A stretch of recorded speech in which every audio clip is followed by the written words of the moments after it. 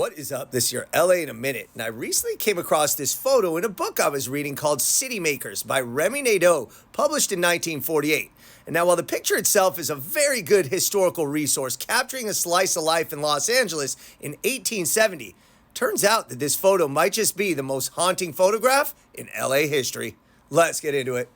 In 1870, Los Angeles had a population of less than 6,000 people, and it was primarily an agricultural and cattle town.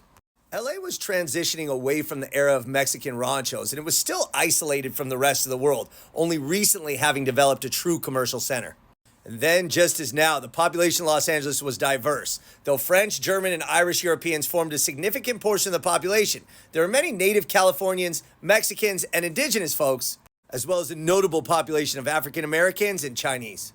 As the city grew, it became a stop for folks on their way to and from Northern California, and hotels like the Bella Union and Lafayette started opening up with wagons to pick up guests from the burgeoning railroads that would eventually link LA with the outside world.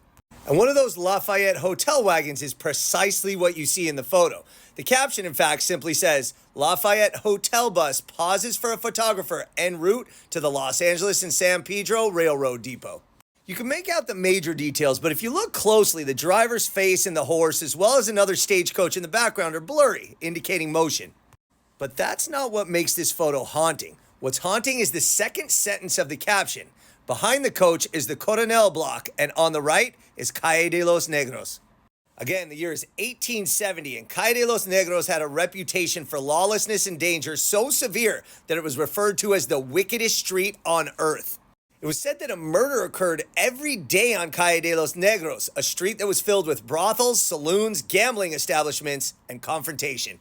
Though the street itself was only 500 feet long, it was notorious for its concentration of vice and violence. But even the wickedest street on earth might pale in comparison compared to the history of the other building in the background of this photo, the Coronel Block or the Coronel Adobe. Because 1 year after the photo was taken, that very building would be the site of one of the worst atrocities in Los Angeles history, the Chinese Massacre of 1871. What began as a conflict between rival Chinese tongs escalated when a policeman and a rancher were shot, sending rumors throughout the city that Chinese residents were, quote, killing whites wholesale. At that point, a mob of approximately 500 white and Latino Americans gathered and attacked the old Chinatown neighborhood, centered specifically on Coronel Block. The mob stormed buildings, dragging Chinese residents out onto the streets and lynched 15 people, and 4 more were shot or beaten to death.